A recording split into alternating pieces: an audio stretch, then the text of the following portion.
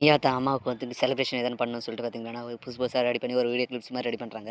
இத பார்த்தீங்கன்னா, birthday function போட்டு காட்டலாம்னு சொல்லிட்டு ரெடி பண்ணிட்டு இருக்க டைம்ல தான், பர்த்டேக்கான நாளும் வருது. அன்னைக்கு பார்த்தீங்கன்னா, நைட் பார்த்தீங்கன்னா, செலினி எல்லாருமே வந்துட்டு கேக்கெல்லாம் வாங்கிட்டு வந்து, நைட்ல சர்ப்ரைஸ் பண்றாங்க. இதனால பார்த்தீங்கன்னா, பாக்கியா ரொம்பவே சந்தோஷப்படுறாங்க. இதான் அம்மாவோட பர்த்டேவ இவ்வளோ கிராண்டா செலிப்ரேட் பண்ணிட்டீங்களாடா, ரொம்ப சந்தோஷம்டா அப்படின்னு சொல்லி நான் என்னம்மா சொல்லிட்டேன். எனக்காக நீங்க எல்லா வருஷமும் கஷ்டப்படுறீங்க. உங்களுக்கு இன்னைக்கு ஒரு நாள் தான் இருக்கு. அதுக்கு நாங்க சந்தோஷப்படுத்த மாட்டோமா அப்படின்னு சொல்லிட்டு பார்த்தீங்கன்னா, எல்லாருமே வந்து ஜாலியா கொண்டாடுறாங்க.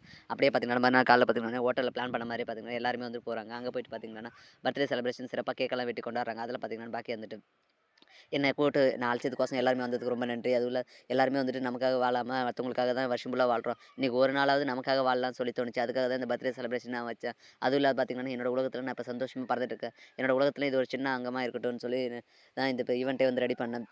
இது என்னைக்குமே நான் மறக்க மாட்டேன். என்னோட பர்த்டே தான் நான் வந்து வாழ்க்கையிலே மறக்க முடியாத பெஸ்ட் பர்த்டே அப்படின்ற மாரி சொல்லிட்டு இருக்காங்க. அந்த டைம்ல பார்த்தீங்கன்னா, ராதிகா கிட்ட கோபி பேசிட்டு இருக்கிறத பார்த்து ஈஸ்வரி பார்த்தீங்கன்னா ரொம்ப டென்ஷன் ஆயிடுறாங்க. என்னடா பழைய மாரி திருப்பி 2 பேரும் பேச ஆரம்பிச்சுடுறாங்க. திருப்பி எதனா ஒண்ணு சேர்ந்துட்டாங்கன்னா என்ன பண்ணலாம்? நம்ம பாக்கியா கூட சேர்த்து வைக்கலாம்னு நினைச்சேன். அவன் ராதிகா கூட பேசிட்டு இருக்கான்னு சொல்லிட்டு பார்த்தீங்கன்னா, திருப்பியும் போயிட்டு, "ஏய் கோபி அங்க பாரு உன்ன எல்லாம் கூப்பிடுறாங்க" அப்படின்னு சொல்லிட்டு பார்த்தீங்கன்னா, பிரிச்சு விட்டுறாங்க. இது புரிஞ்சுகிட்டு ராதிகா பார்த்தீங்கன்னா, "ஏன் ஆன்ட்டி நான் தான் உங்க கோபிய பிரிஞ்சுட்டோம்ல, அப்ப கூட வந்துட்டு சும்மா ஒரு கொஞ்ச நேரம் கூட பேச விட்ற பார்த்தீங்களா? அப்பவும் சரி, இப்பவும் சரி நீங்க மாறவே இல்ல" அப்படின்னு சொல்ல, என்னம்மா பண்ணிட்டோம்?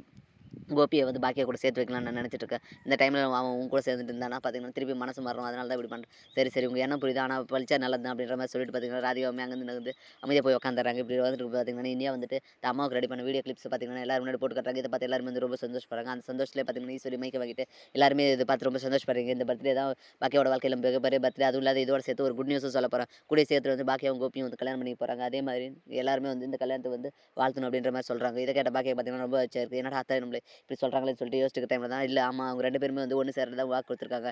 அதனால கூடிய சீக்கிரத்தில அவங்க 2 பேரும் கல்யாணம் நடக்க போகுது. அப்ப நீங்க எல்லாருமே வரணும் அப்படின்ற மாரி சொல்லிட்டு உடனே பார்த்தீங்கன்னா, கோபியா பாக்கியா பார்த்தீங்கன்னா, கோவமா வந்து மைக்க பிடிங்கிட்டு, அப்படியெல்லாம் ஒண்ணும் கிடையாது. எங்க அத்தை சொன்னதுக்கு வந்து எல்லாருமே மன்னிச்சிடுங்க. இந்த ஃபங்ஷன் நல்லபடியா போயிட்டு இருந்துச்சு. அவங்க ஏதோ வந்து மனசு கோளாறுல அப்படி சொல்லிட்டாங்க. நீங்க வந்துட்டு நான் எக்காரணத்த கொண்டு கோபி கூட சேர்ந்து வாழ மாட்டேன். ஒரு முறை மனசு உடைஞ்சதுன்னா, திருப்பி அத ஒட்ட வைக்கலாம் முடியாது அப்படின்ற மாரி சொல்லிட்டு கோவமா மைக்க போட்டு அங்கருந்து கிளம்பி வீட்டுக்கு கிளம்பி போயிடுறாங்க. வீட்டுக்கு போயிட்டு பார்த்தீங்கன்னா, நம்ம அத்தை ஏன் இப்படி சொன்னாங்க? இந்த எண்ணத்த வச்சிருந்தா இத்தன நாள் என்கிட்ட நல்லா பேசிட்டு இருந்தாங்களா? அப்படின்னு சொல்லிட்டு பாக்கியா ஈஸ்வரி மேல செம்ம கோவத்துல இருக்காங்க. இப்படி தான் வரப்போற எபிசோட் வந்து போகுது. அடுத்து என்னென்னலாம் இன்ட்ரஸ்டிங்கா நடக்க போகுதுன்னு நான் அடுத்தடுத்து வீடியோல சொல்றேன். மேலும் இது போன்ற வீடியோக்கள தொடர்ந்து பார்க்க மறக்காம நம்ம சேனல் சப்ஸ்கிரைப் பண்ணிடுங்க. கூடவே பெல் பட்டன் அழுத்துங்க. அப்பதான் நான் போடுற ஒவ்வொரு வீடியோவும் உங்களுக்கு நோட்டிஃபிகேஷன் வரும். Thank you.